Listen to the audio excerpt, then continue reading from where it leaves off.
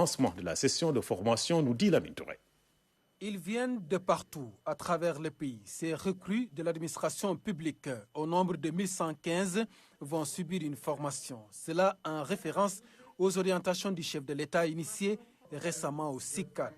L'acte que nous posons ce matin, il faut le rappeler, est en droite ligne de l'axe 2 du plan Sénégal émergent relatif au renforcement du capital humain.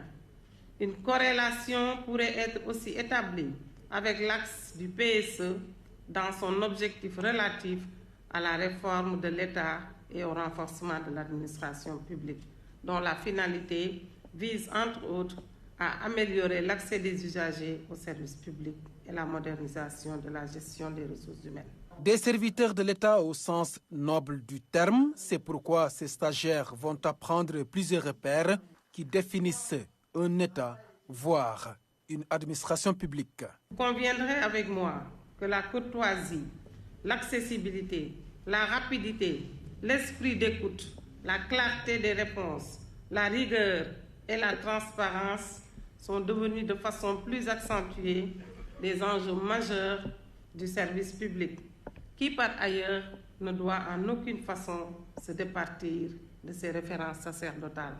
Avant de rejoindre les régions où ils vont être formés, ces recrues ont eu droit d'emblée à une communication de l'administrateur civil de classe exceptionnelle à la retraite, Samba Diop. Il s'est agi d'expliquer à ses futurs agents les notions d'État, d'administration publique et les services y afférents. 1. L'État et ses missions. 2. L'administration publique, bras opérationnel de l'État, fonction et organisation. 3. Le service public, principes et obligations. Et enfin 4. L'agent de l'État face au service public. Pendant 2 semaines, ces nouvelles recrues de 2018 seront formées par des hommes qui ont servi l'État au plus haut niveau, ici à Dakar et dans la région de Thiès.